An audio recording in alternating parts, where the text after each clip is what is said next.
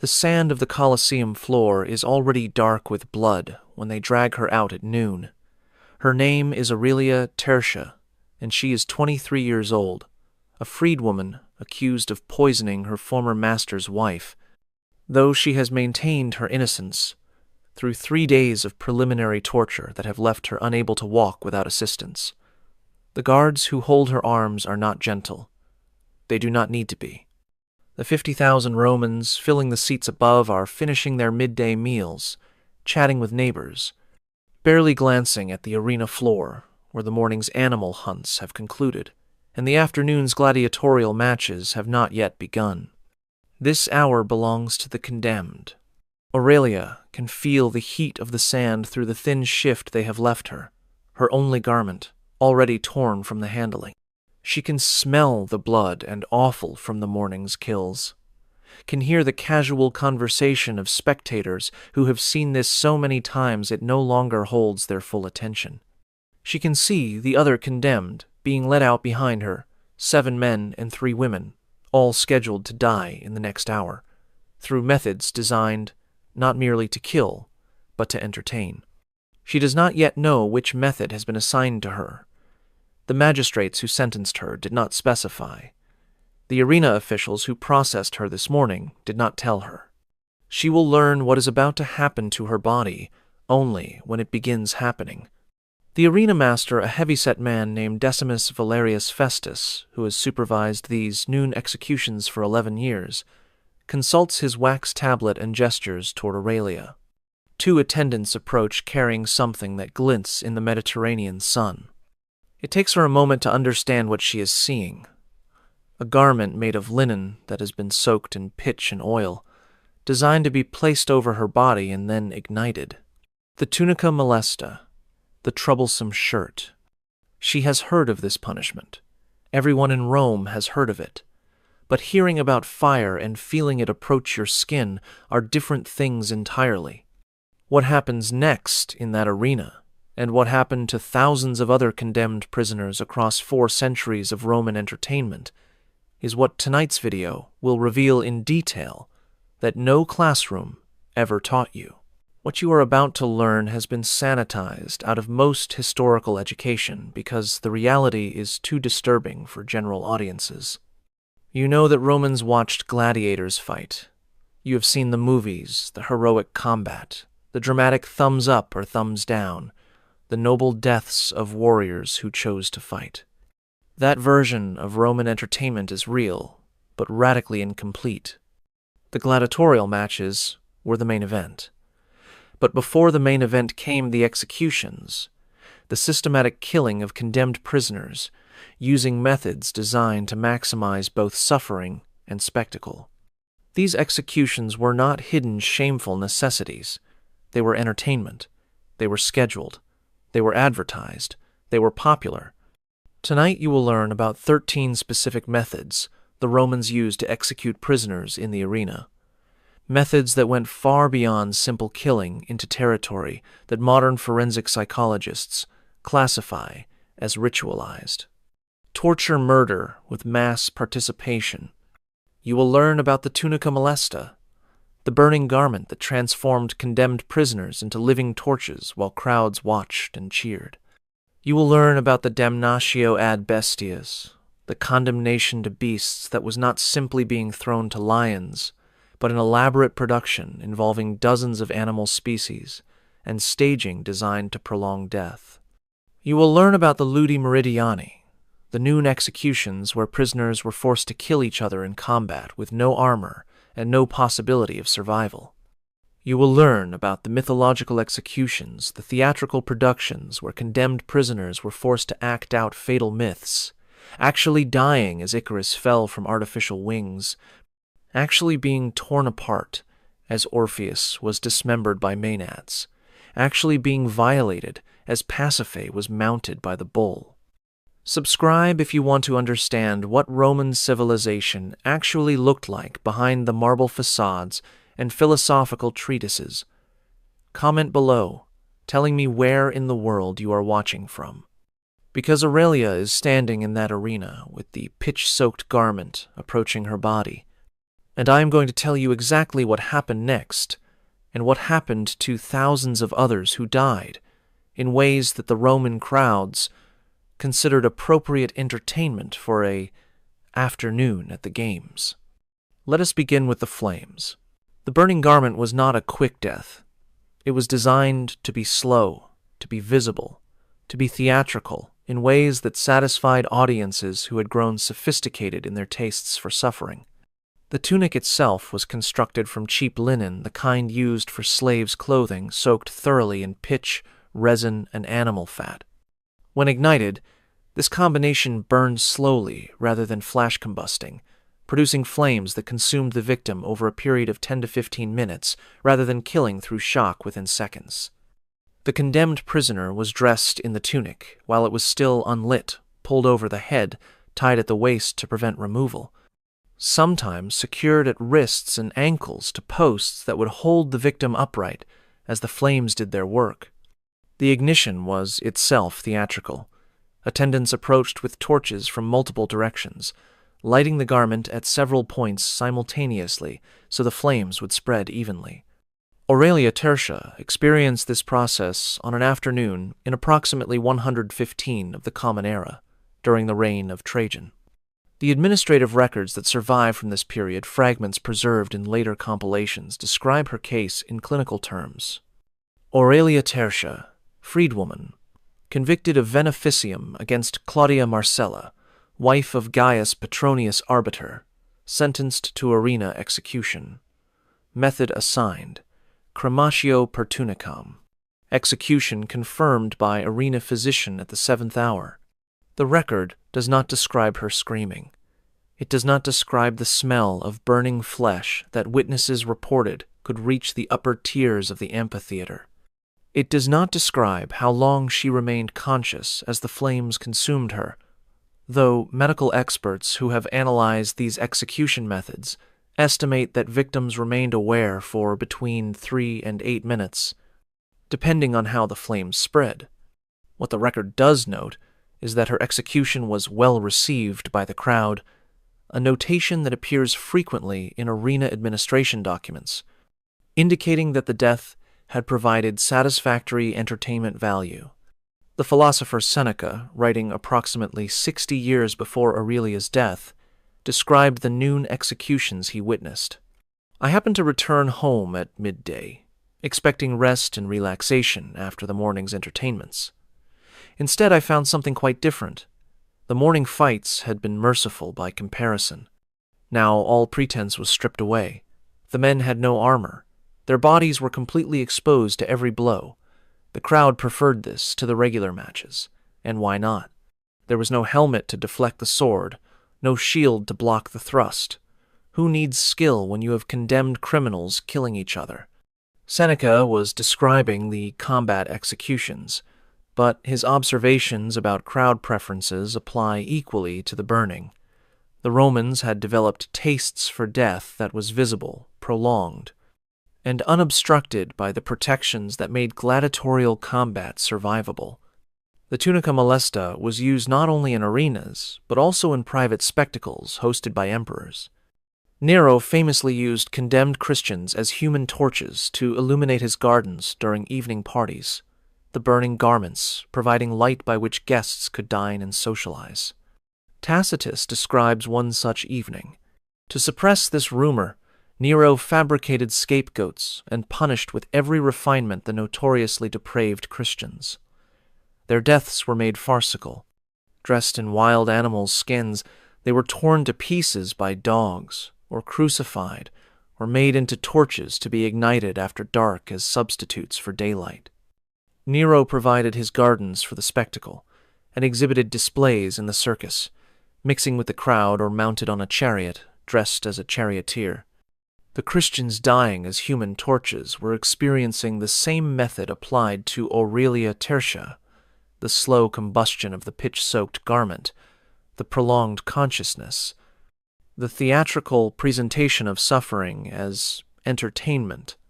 Modern burn specialists, who have analyzed Roman execution methods, estimate that approximately 70% of tunica molesta victims died from shock and fluid loss, rather than direct flame damage, their bodies shutting down from the trauma before the fire could complete its work.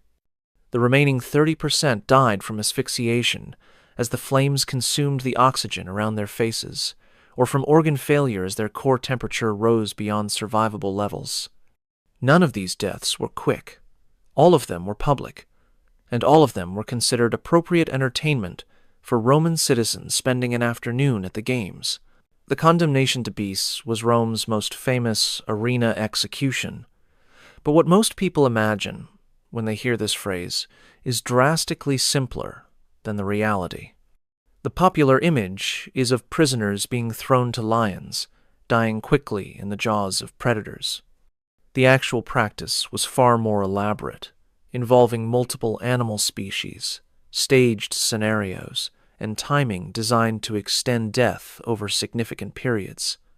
A man named Publius Aelius Fortunatus experienced this elaboration in approximately 177 of the Common Era, during the reign of Marcus Aurelius. He was 31 years old, a merchant convicted of fraud and theft against the imperial treasury crimes that merited public execution rather than simple imprisonment. The administrative records describe his sentence: Publius Aelius Fortunatus, citizen, convicted of peculatus and furtum against the fiscus, sentenced to damnatio ad bestias in the Flavian amphitheater. Animals assigned: bears, 3, leopards, 2, wild dogs, pack of 12. Staging: bound to stake with extended exposure intervals. The phrase, extended exposure intervals, reveals the essential cruelty of the method. Fortunatus was not thrown to animals and killed immediately. He was bound to a stake in the center of the arena, and animals were released one species at a time, with intervals between releases that allowed the crowd to observe his injuries before the next assault began. The first release was the wild dogs, chosen because they tended to bite and tear at extremities rather than attacking vital organs. The dogs were trained to approach condemned prisoners and inflict damage without killing quickly. They targeted hands, feet, faces, areas that bled spectacularly, but did not cause immediate death. After approximately 15 minutes, the dogs were recalled, and Fortunatus was left bleeding and exposed, while attendants repositioned the staging for the next phase. The crowd used this interval to comment on his injuries, to place bets on how long he would survive, to eat and drink and socialize. The leopards came next. Unlike the dogs, leopards typically attacked with killing intent, but a prisoner already weakened by blood loss and shock was less able to trigger the predatory response that led to quick killing bites. The leopards circled, struck, withdrew, struck again. The attacks continued for approximately 20 minutes before the leopards were recalled. The bears were saved for the final phase. By the time they were released, Fortunatus had been in the arena for over an hour, had lost significant blood, and was barely conscious. The bears' attacks were the most violent, but also the most merciful. Their massive size and strength meant they were capable of killing even weakened prey relatively quickly. Fortunatus died approximately 90 minutes after entering the arena. His death was recorded as satisfactory in the administrative records, meaning the crowd had been entertained, the execution had proceeded according to schedule, and no disruptions had occurred. The physician Galen, who witnessed numerous arena executions during his time in Rome, described the medical realities. The beasts do not kill cleanly as soldiers do. They tear and rend without purpose, damaging flesh in ways that cause maximum bleeding without immediately fatal injury. I have seen men survive the first assault, and the second, and sometimes the third, their bodies accumulating injuries that would each be survivable alone, but which together exceed what the human frame can endure. The death comes from exhaustion as much as from any single wound. The body simply ceases to function under the accumulated damage. Different animal species were assigned to different categories of criminals. Lions were typically reserved for the most serious offenses, treason, parricide, crimes that offended Roman sensibilities at the deepest level. Bears and leopards were assigned to serious but less symbolic crimes. Dogs and wild boars were used for lesser offenses, or for prisoners who were being executed in groups. The staging was equally variable. Some prisoners were bound to stakes, as Fortunatus was. Some were placed on elevated platforms that animals had to climb to reach. Some were given ineffective weapons, wooden swords, broken spears that provided the illusion of combat while ensuring the prisoner could not actually defend themselves. Some were dressed in costumes that made them represent mythological figures or enemies of Rome. The numbers were staggering. During the inaugural games of the Colosseum in 80 of the Common Era, approximately 9,000 animals were killed over 100 days of entertainment. Many of these animals were killed by professional hunters in mourning spectacles, but a significant portion were used in executions that could consume dozens of animals per condemned prisoner, depending on how elaborate the staging was designed to be. The noon executions occupied a specific slot in the arena schedule after the morning animal hunts, before the afternoon gladiatorial matches. This was considered the least prestigious time period, when many spectators left to eat lunch and only the most dedicated remained to watch. But those who remained saw something different from the main events. They saw condemned prisoners forced to kill each other with no armor, no training, and no possibility of survival. A woman named Licinia Sabina was scheduled for the noon executions in approximately 143 of the Common Era. She was 26 years old, a slave convicted of murdering her owner during an attempted escape. The penalty for slaves who killed their masters was death, but not simple death, exemplary death. Death that would remind other slaves of the consequences of resistance. The ludi meridiani followed a simple format. Condemned prisoners were paired against each other.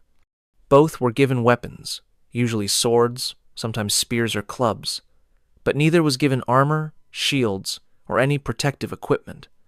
They were required to fight until one of them was dead. The survivor was then immediately paired against another condemned prisoner, fighting again until death occurred.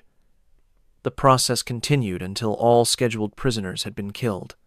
The administrative record for Licinia Sabina's execution reads, Licinia Sabina, slave of Marcus Aurelius Cotta, convicted of homicidium of her master, sentenced to ludi meridiani, paired first against Gaius Vettius, convicted of latrocinium, whom she killed after 4 minutes of combat, paired second against Sextus Pomponius, convicted of peculatus, by whom she was killed after 7 minutes of combat, body confirmed by arena physician, disposal standard. The dry administrative language conceals what actually happened. Licinia was forced to kill another human being, a man she did not know, who had committed property crimes unrelated to violence, using a sword she had never been trained to use. After killing him, while still covered in his blood, while still processing the trauma of having ended a human life, she was immediately confronted by another condemned prisoner who killed her in turn. Seneca's description of these noon executions remains the most vivid ancient account. In the morning, men are thrown to lions and bears. At noon, they are thrown to the spectators themselves. The crowd demands that the slayer be thrown to those who in turn will slay him, and they detain the victor for another slaughter. The outcome for the combatants is always death. Fire and sword are used to drive the combatants together.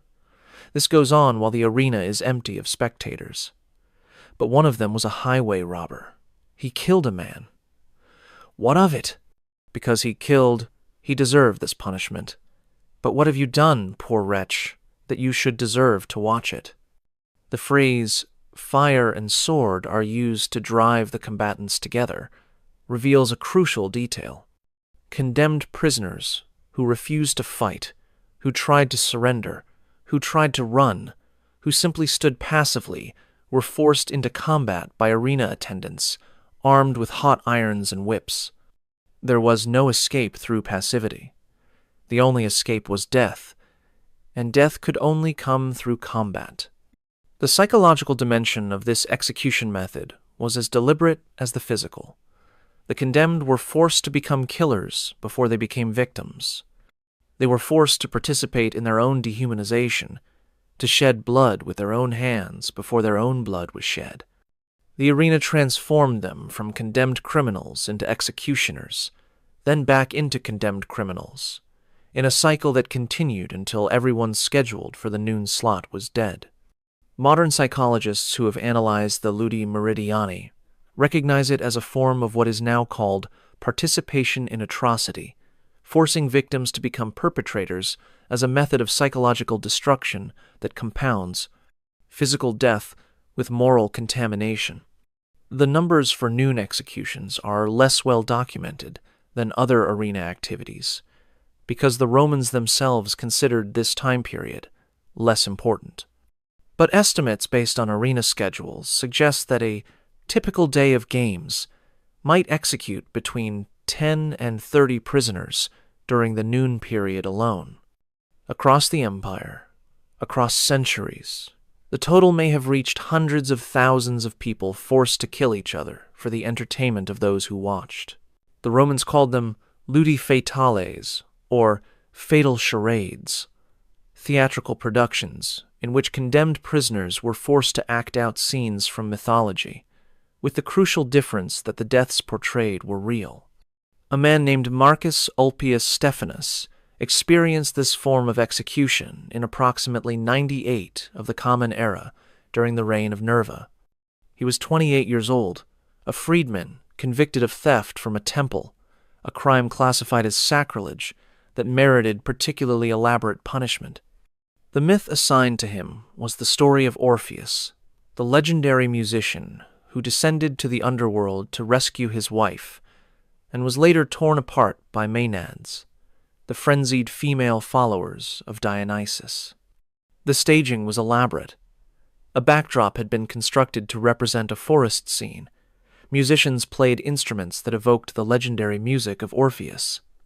Stephanus was dressed in a costume that identified him as the mythological figure, a lyre strapped to his back, a laurel crown on his head, robes that made him look like a poet from legend. The animals that would represent the Maenads were not released immediately. First, Stephanus was required to perform to pretend to play the lyre, to enact scenes from the Orpheus legend, to provide the theatrical prelude that the crowd expected before the fatal conclusion. Only after the theatrical portion was complete did the arena attendants release the bear that had been trained to attack human figures. The poet Martial, who witnessed numerous mythological executions during his time in Rome, describes several in his epigrams. What before was performed in myth is now performed in the arena. Pasiphae really did mate with the Dictaean bull, believe it. We have seen it. Antiquity should not be incredulous any longer. The arena makes real whatever fame has sung. Laureolus, hanging on no pretend cross, gave up his vitals to a Caledonian bear. His lacerated limbs lived on, dripping gore, and in all his body there was no body left. The reference to Laureolus describes another mythological execution, this one reenacting the death of a legendary bandit who was crucified and then torn apart by wild animals. The condemned prisoner was actually crucified on a cross constructed for the arena, and then actually torn apart by a bear while still alive on the cross.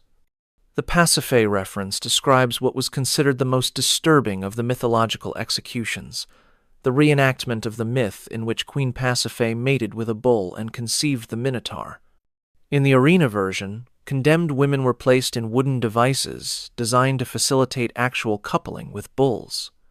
Whether the women survived this assault varied. The purpose was the spectacle rather than the specific outcome.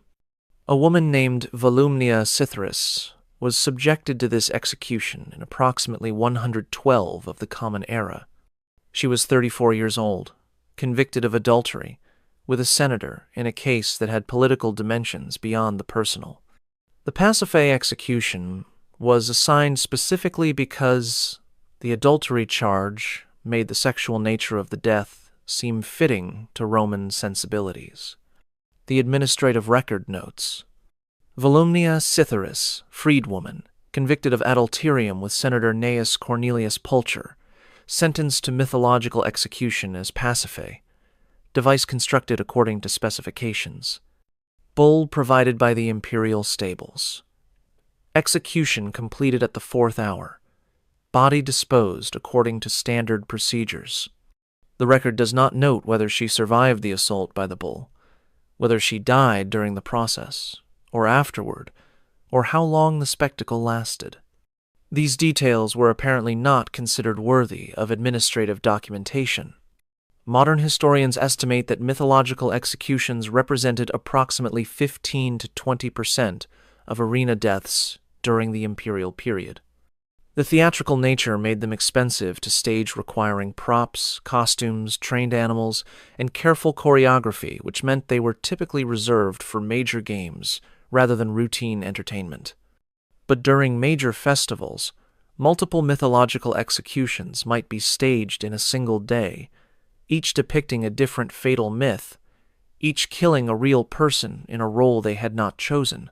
The myths selected for arena execution were always those involving violent death: Icarus falling from the sky, prisoners thrown from heights, Hercules burning on his funeral pyre, prisoners burned alive in staged funeral scenes, Prometheus devoured by eagles, prisoners tied to rocks while trained birds attacked them, Attis castrating himself, prisoners forced to undergo emasculation before death. Each of these deaths happened to real people. Each was considered appropriate entertainment for Roman audiences. Each was documented in administrative records that noted completion times and crowd reception, but rarely mentioned the suffering of the condemned. The burning at the stake was distinct from the tunica molesta in method and duration. Where the burning garment killed through fire, spreading across the body, the crematio killed through sustained exposure to flames that approached the body from below. A man named Lucius Varius Ambustus experienced this execution in approximately 203 of the Common Era during the reign of Septimius Severus. He was 41 years old, a Roman citizen convicted of arson that had killed multiple people, a crime that Roman law considered particularly appropriate for death by fire. The staging for crematio was standardized by the imperial period. The condemned was bound to a wooden stake set in the center of the arena floor.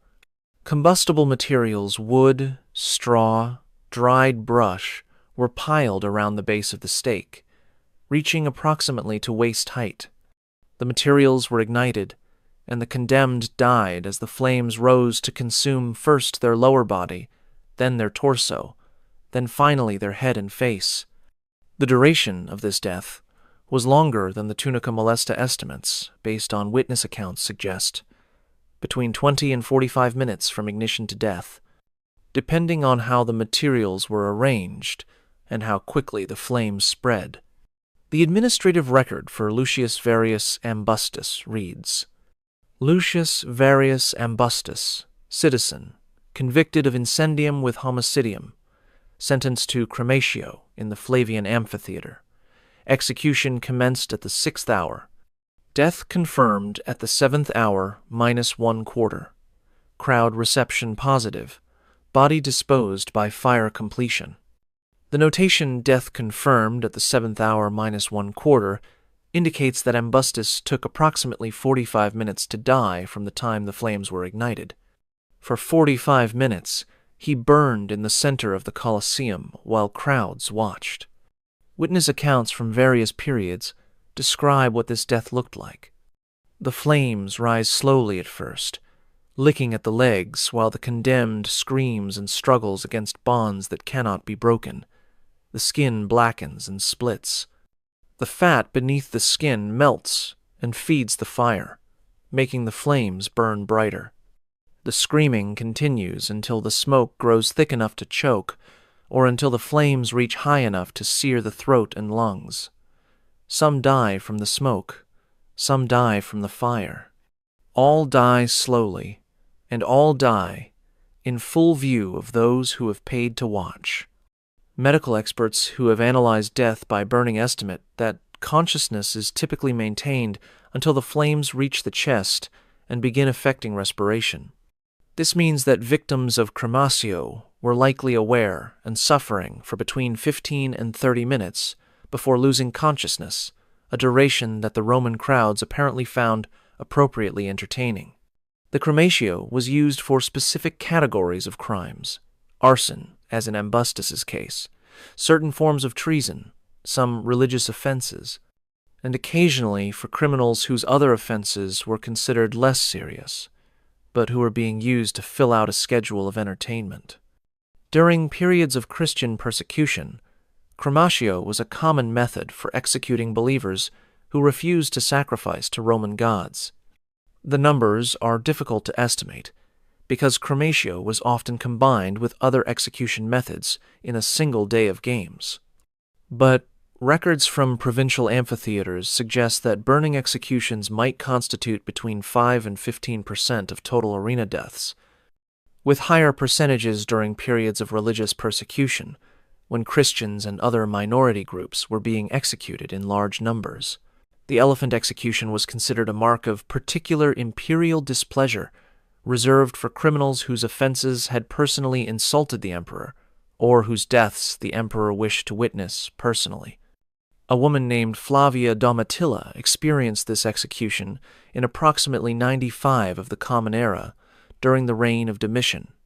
She was approximately 30 years old, a member of the imperial family itself, niece of the Emperor Vespasian, and first cousin of Domitian. Her crime was conversion to Judaism or Christianity. The sources are unclear which Domitian interpreted as a personal betrayal of the family and the state religion. The elephant execution worked through crushing. The condemned was placed on the arena floor, either bound and immobile or chained in a way that allowed limited movement. A trained elephant was then directed to step on the condemned person, crushing them under its weight. The cruelty of this method lay in its variability. Elephants could be trained to crush quickly a single step on the chest or head that ended life within seconds. Or they could be trained to crush slowly, stepping on limbs first, then the pelvis, then the lower torso, working upward toward vital organs over a period of minutes, while the condemned remained conscious and screaming. The administrative record for high-status executions like Flavia Domitilla's was often suppressed for political reasons. Later, emperors did not want documentation of imperial family members being executed by their predecessors. But later, historical accounts describe her death in terms that suggest the slow variant was employed. The emperor's cousin was brought to the sand in chains and placed before the elephant that Domitian himself had selected for the task. The beast was directed to begin with her feet, then her legs, then her hips. She lived through all of this, screaming for mercy that was not granted. Only when the elephant was directed to her chest did the screaming stop. Domitian watched the entire process from the imperial box, his face showing satisfaction at the death of one he considered a traitor to his house. The duration described suggests a death that lasted between 10 and 15 minutes, far longer than would have occurred if the elephant had been directed to crush vital areas immediately. Elephant executions were relatively rare because elephants were expensive to maintain and difficult to train for arena work. Records suggest that only the largest amphitheaters, Rome, Carthage, Alexandria, had elephants available for regular execution use. Provincial games might feature elephant executions only during special imperial visits or extraordinary festivals. But the symbolic power of the elephant execution made it memorable in ways that more common methods were not. To be killed by an elephant was to be killed by the emperor's personal instrument, a demonstration of imperial power that extended even to the method of death. The naumachia, the staged naval battle, is often remembered as a spectacular entertainment rather than an execution method. But for the condemned prisoners who crewed the ships, it was simply another way to die in the arena. A man named Gaius Sergius Bassus experienced this execution in approximately 52 of the Common Era during the reign of Claudius. He was 33 years old, a sailor convicted of mutiny against his captain, a crime that Roman military law punished with death. His execution was scheduled for one of the major naumachia, staged on the artificial lake that Claudius had constructed specifically for naval entertainments. The naumachia featured ships crewed entirely by condemned prisoners. These prisoners were given basic weapons, swords, spears, sometimes bows, and instructed to fight the crews of opposing ships. The battle continued until one side was entirely killed or drowned. Survivors from the winning side were typically executed afterward, either immediately in the water or later in traditional arena methods. The scale of these events was enormous. The naumachia, staged by Claudius in 52, featured approximately 19,000 condemned prisoners divided between two fleets. By the end of the day, the majority of these prisoners were dead killed in combat, drowned when their ships sank, or executed after surviving the battle. The administrative record for Gaius Sergius Bassus reads, Gaius Sergius Bassus, sailor, convicted of seditio navalis, assigned to Claudian naumachia, fleet of the Rhodians. Ship sank at the 4th hour. Body not recovered. Death presumed. The notation, body not recovered, was common in naumachia records.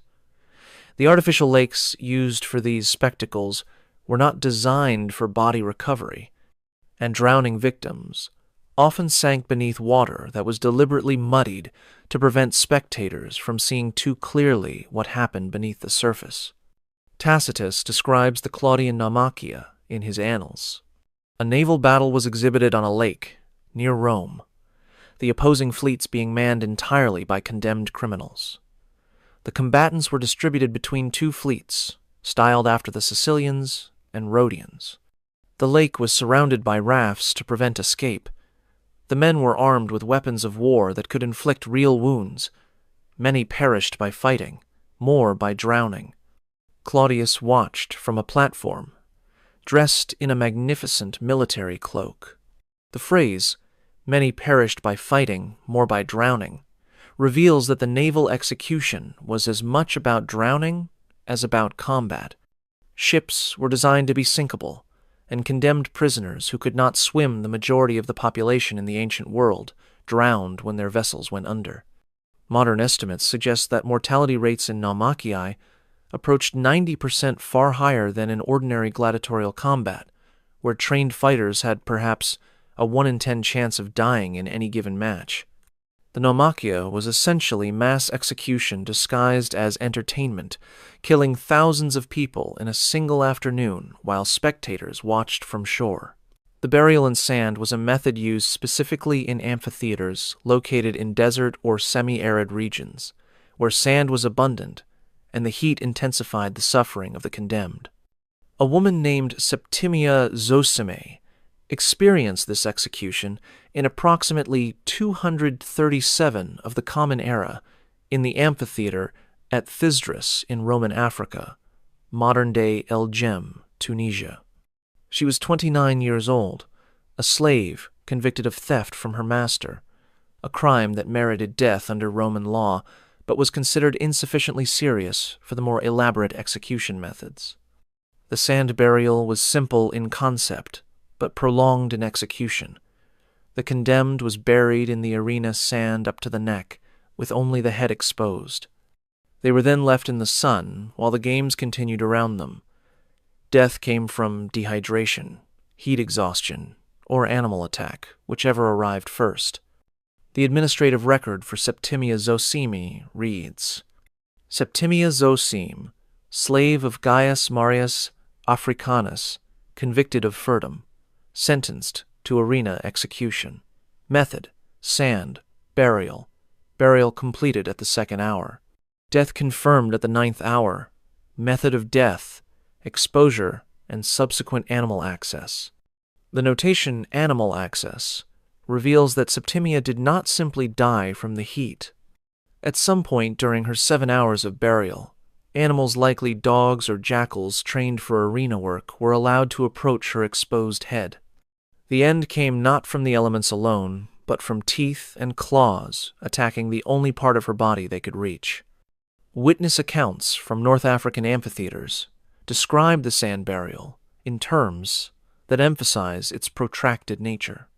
The condemned are placed in pits dug in the sand, buried to the neck, while attendants pack the sand tight around their bodies. The sun does its work slowly. The heat builds throughout the day, drawing moisture from the body, while the head bakes under direct light. Some die from the heat alone after many hours. Others are given to the animals when the afternoon grows long, and the crowd grows restless. The animals do not kill quickly when only the head is accessible. They bite and tear at faces, at ears, at scalps, while the buried body cannot defend or flee.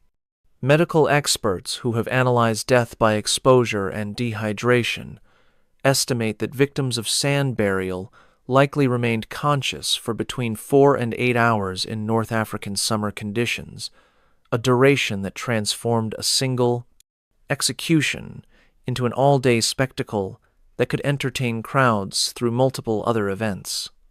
The sand burial was primarily a provincial method, rarely used in Rome itself, where the climate was less extreme and other methods were preferred. But in the amphitheaters of Africa, Egypt, and the eastern provinces, it was a regular feature of games, a way to execute condemned prisoners while the main events continued, their dying providing background entertainment for spectators who might glance at the buried heads between gladiatorial matches. The condemned sewn into animal hides and thrown to trained dogs was a method that combined elements of the beast execution with additional psychological and physical torment. A man named Publius Aurelius Faustus experienced this execution in approximately 161 of the Common Era, during the reign of Marcus Aurelius. He was 37 years old, a citizen convicted of multiple counts of robbery and murder, crimes serious enough to warrant elaborate execution, but not significant enough to merit the most prestigious methods. The process began with the condemned being stripped and sewn into freshly flayed animal skins, typically wolf or dog skins, chosen because the smell would trigger aggression in the trained dogs that would perform the actual killing. The sewing was done while the skins were still wet and bloody, causing them to shrink as they dried and tightening around the body in ways that restricted movement and caused increasing discomfort. The condemned, now encased in the animal hide, was released into the arena floor where trained dogs had been waiting. The dogs, responding to the smell of blood and fresh animal skin, attacked the figure that appeared to them as prey. The hide provided no protection. It was designed to attack, rather than deflect it, and the condemned died as the dogs tore through the covering to reach the human flesh beneath. The administrative record for Publius Aurelius Faustus reads, Publius Aurelius Faustus, citizen, convicted of latrocinium and homicidium, multiple counts, sentenced to arena execution. Method, dog execution with hide preparation. Hide type, lupine, wolf. Dogs used. Pack of 18. Execution duration, 14 minutes. Death confirmed by arena physician. The notation 14 minutes indicates a death that was neither quick nor extremely prolonged. The dogs were efficient at tearing through the hide, but took time to inflict enough damage to kill an adult human. Later accounts describe the psychological dimension of this method. The condemned is sewn into the skin while still alive, feeling the wet hide pressed against their flesh, feeling the rough stitches that seal them inside, feeling the skin tighten as it begins to dry. They cannot see the hide covers the face as well as the body, but they can hear the dogs being brought to the arena, can hear the snarling and barking that tells them what is coming. When the dogs attack, the condemned can only feel the teeth tearing at the hide, can only wait for the moment when the teeth break through to reach their own skin. The sensory deprivation aspect being enclosed in the hide, unable to see or effectively move, added a dimension of psychological terror to the physical death. The condemned experienced their killing primarily through sound and touch, blind to the animals that were tearing them apart. This method appears to have been used primarily during the 2nd and 3rd centuries, when arena entertainments had grown increasingly elaborate and novel execution methods were prized for their ability to attract audiences.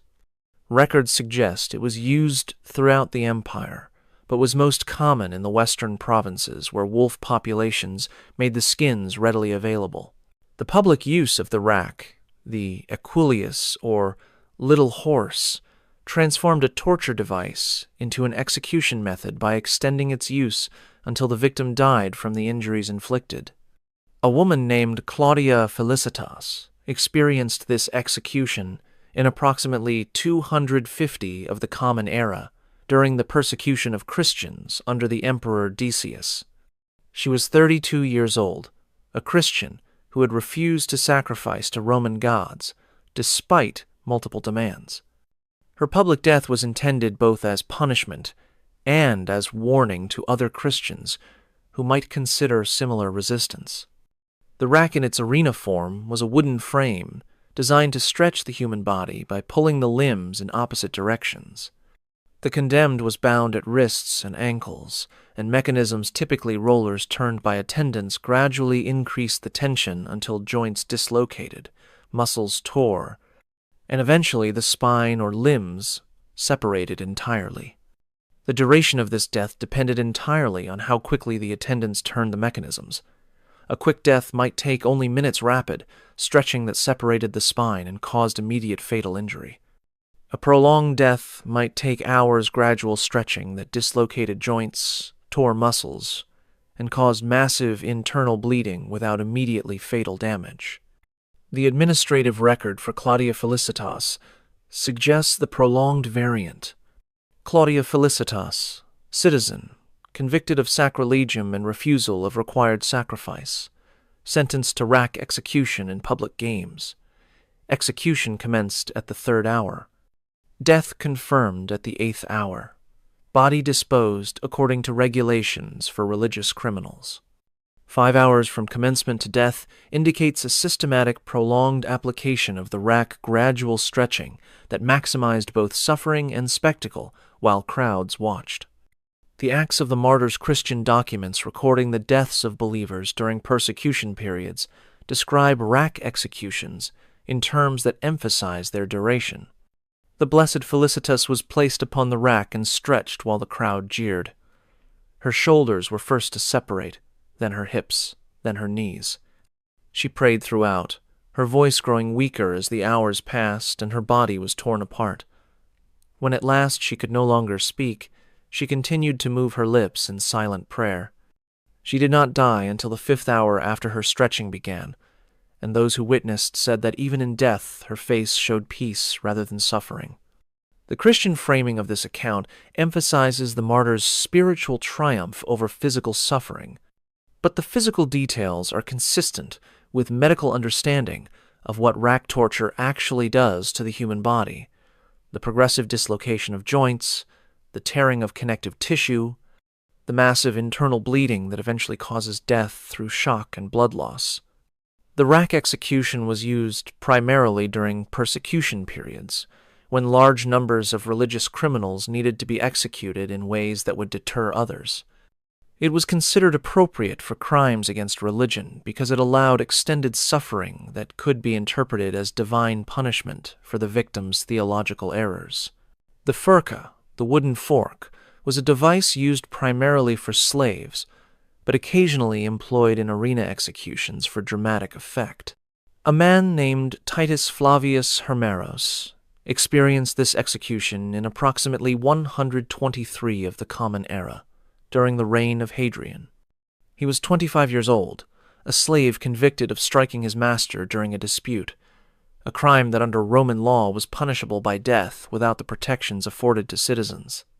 The furka was a Y-shaped wooden yoke placed around the neck, with the arms extended along the branches and bound in place. The condemned could walk while wearing the furka, but could not use their arms, could not defend themselves, and could not remove the device without assistance. In arena use, the furka served as a restraint that made the condemned helpless, while various punishments were inflicted. The wearer might be beaten with rods while unable to shield themselves. They They might be attacked by animals while unable to fight back. They might be burned, cut, or otherwise tortured, while the wooden frame held them in position for whatever was being done. The administrative record for Titus Flavius Hermeros reads, Titus Flavius Hermeros, slave of Marcus Petronius Mamertinus, convicted of assaulting his master, sentenced to arena execution. Method: furqa with progressive punishment. Punishments administered: flogging, 200 strokes, branding, imperial marks, exposure to animals, dogs, death confirmed at the 6th hour. The phrase progressive punishment indicates that Hermeros experienced multiple forms of torture before finally dying, each form inflicted while the furqa prevented any possibility of resistance or defense. Accounts of furqa executions emphasize the helplessness of the condemned. The slave was fitted with a fork and led to the center of the sand. His arms were stretched along the wood, bound so tightly that his fingers turned white. The attendants approached with rods and began the beating his back, his legs, his buttocks, any part of his body they could reach while the fork held him in place. He tried to turn, to dodge, to minimize the blows, but the fork prevented any effective movement. After the beating came the brand's iron marks pressed to his flesh while he screamed. After the brands came the dogs. Throughout all of this, the fork held him upright and exposed, unable to shield any part of his body from what was being done. The furqa execution could last anywhere from 30 minutes to several hours, depending on how many punishment stages were included and how severe each stage was. It was considered appropriate for slaves because it emphasized their status as property without rights. The fork was, itself, a slave's device, used to restrain and transport unfree persons, and its use in execution underscored that the condemned died as a slave rather than as a human being. The throwing of condemned prisoners from heights precipitation was used both as a civil execution method and as an arena spectacle, particularly when staging the deaths of mythological figures who died by falling. A woman named Julia Priscilla experienced this execution in approximately 147 of the Common Era. She was 19 years old, convicted of poisoning multiple members of a household where she worked as a servant. The scale of her alleged crimes: 4 deaths attributed to her warranted, elaborate public execution. The arena staging for precipitation involved the construction of elevated platforms from which the condemned would be thrown. The height varied depending on the desired effect. Higher platforms produced more spectacular falls but quicker deaths, while lower platforms might result in severe injuries that did not immediately kill, allowing for further punishment of the survivor. The mythological framing often used was the death of Icarus, the boy who flew too close to the sun and fell when his wax wings melted. The condemned would be dressed in costumes that included artificial wings, raised to the platform, and thrown while spectators watched them fall. The administrative record for Julia Priscilla reads, Julia Priscilla, servant in the household of Gaius Sempronius Atratinus, convicted of multiple counts of beneficium, sentenced to arena execution. Method: precipitation as Icarus. Platform height: 40 cubits. Fall resulted in severe injury, not immediate death. Death completed by animal exposure. Total execution duration: approximately 1 hour. The notation fall resulted in severe injury, not immediate death, indicates that Julia survived the initial fall, likely with broken bones, internal injuries, and significant pain, but remained alive on the arena floor until animals were released to finish what the fall had begun. Martial describes similar executions in terms that emphasize the theatrical nature, as Icarus fell when his wax wings failed, so the criminal falls from the platform to the sand below. But Icarus died quickly, while the criminal may survive the fall to suffer what comes after. The arena improves on the myth it provides a second death for those the fall does not kill. The combination of fall and subsequent punishment was common in precipitation executions. The fall was spectacular, visible to the entire crowd, dramatic in its sudden violence, but often not fatal. What followed, the fall varied. Sometimes animals, sometimes further torture, sometimes simply leaving the injured condemned to die slowly from their injuries while the games continued around them. Height calculations in surviving records suggest that arena platforms range from approximately 30 to 60 cubits, roughly 45 to 90 feet. Falls from the lower end of this range frequently resulted in survival with severe injuries. Falls from the higher end were more likely to be immediately fatal. The most disturbing category of arena execution involved condemned women being subjected to sexual assault as part of their public death methods that combined violation with killing in ways designed to satisfy the darkest appetites of pace. Roman crowds. A woman named Alexandrina experienced this execution in approximately 109 of the Common Era during the reign of Trajan. She was 24 years old, a slave convicted of theft and prostitution crimes that in combination apparently warranted execution methods that emphasized the sexual nature of her alleged offenses. The arena staging for sexual executions varied. Some involved human perpetrators, condemned male criminals, who were offered reduced sentences in exchange for assaulting female prisoners publicly. Some involved animals, the pasiphae, executions described earlier, in which women were placed in devices that facilitated assault by bulls or other large animals. Some involved objects, wooden implements, used to violate women before they were killed through other methods. The administrative record for Acte Alexandrina reads, Acte Alexandrina, slave, convicted of furtum and lunacinium, sentenced to arena execution. Method: pasiphae, staging with subsequent animal exposure. Staging completed at the 4th hour. Death from animal exposure confirmed at the 5th hour. The clinical language conceals what actually happened. A woman forced into a device that allowed a bull to assault her, followed by exposure to predatory animals that killed her while crowds watched. Tertullian, the Christian writer, condemned these executions in terms that suggest their frequency. We see women given not merely to death, but to defilement before death, as though their crime was insufficient punishment. They must be violated before they are killed. The arena that claims to uphold Roman virtue displays acts that would shame the most degraded barbarian, and the crowds applaud what they witness, calling for more, demanding variations that inventors of cruelty struggle to provide.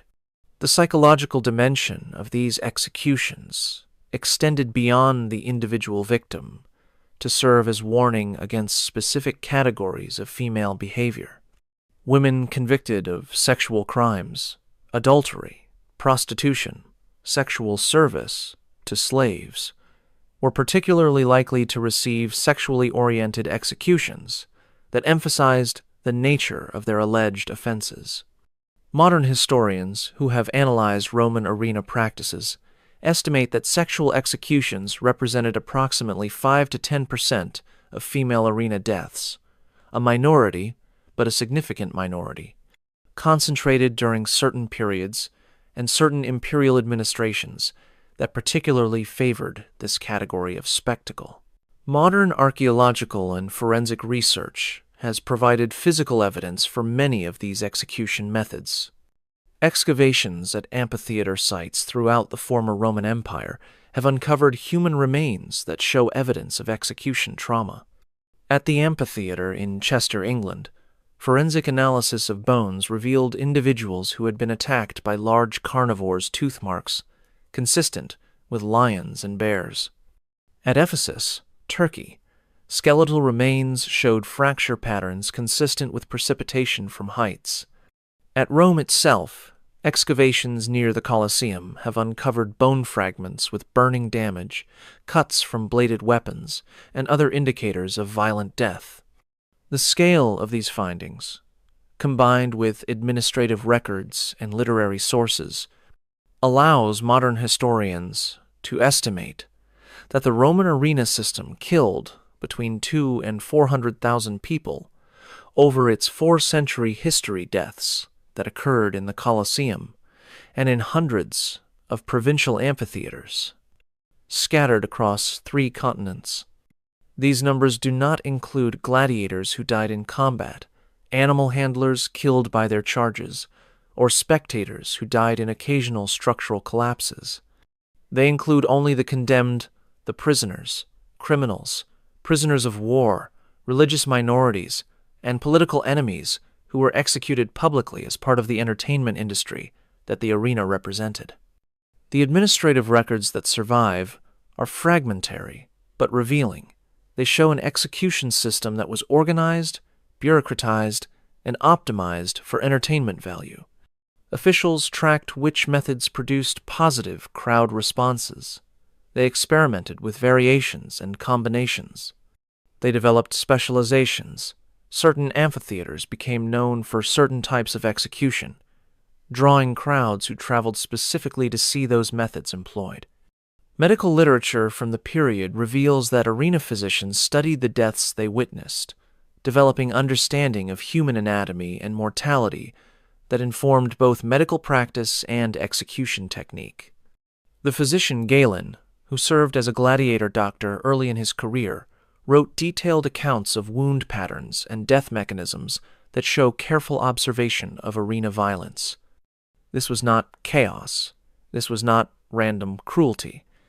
This was an industry organized, profitable, and central to Roman social and political life for 400 years. For Aurelia Tertia, who was 23 years old and wore the burning garment for 15 minutes while crowds watched her die. For Publius Aelius Fortunatus, who was 31 years old and spent 90 minutes being torn apart by animals released in stages specifically to prolong his suffering. For Licinia Sabina, who was 26 years old and was forced to kill another human being before being killed herself in the noon executions. For Marcus Ulpius Stephanus, who was 28 years old and died as Orpheus, torn apart by a bear in a mythological execution he had not chosen. For Lucius Varius Ambustus, who was 41 years old and burned at the stake for 45 minutes while 50,000 people watched. For Flavia Domitilla, who was approximately 30 years old and was crushed slowly by an elephant on the orders of her own cousin, the emperor. For Gaius Sergius Bassus, who was 33 years old and drowned in a staged naval battle with 18,000 other condemned prisoners. For Septimia Zosime, who was 29 years old and spent 7 hours buried in sand before being given to the animals. For Publius Aurelius Faustus, who was 37 years old and was sewn into a wolfskin before being torn apart by dogs who could not see that he was human. For Claudia Felicitas, who was 32 years old and spent 5 hours on the rack because she would not renounce her faith. For Titus Flavius Hermeros, who was 25 years old and died in the Furca because he struck a man who owned him. For Julia Priscilla, who was 19 years old and survived a fall of 40 cubits, only to be killed by animals on the arena floor. For Acte Alexandrina, who was 24 years old and experienced violations that Roman law considered appropriate entertainment. For the hundreds of thousands of others whose names were not recorded, whose administrative files were lost, whose deaths were witnessed by crowds, and then forgotten. For the Christians and Jews and followers of foreign gods, who died because their beliefs offended Roman sensibilities.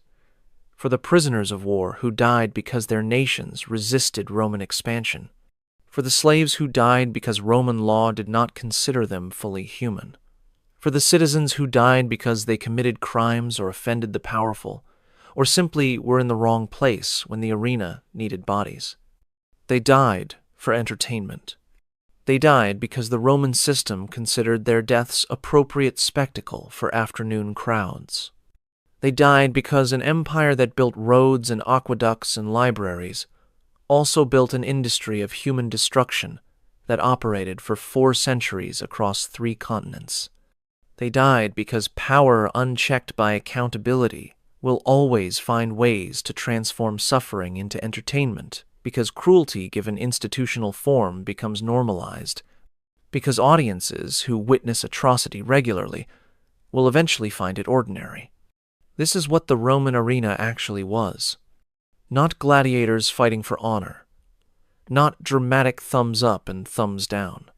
An execution industry that killed hundreds of thousands of people using methods designed to maximize suffering and spectacle. A system that transformed human beings into entertainment products. Their deaths rated for crowd reception. Their suffering optimized for viewing satisfaction. A civilization that built the Pantheon and the Colosseum, that produced Virgil and Marcus Aurelius, that gave us law and engineering and philosophy, and that also produced an industrial system for torturing people to death while crowds ate lunch and placed bets. Remember this when you see the ruins.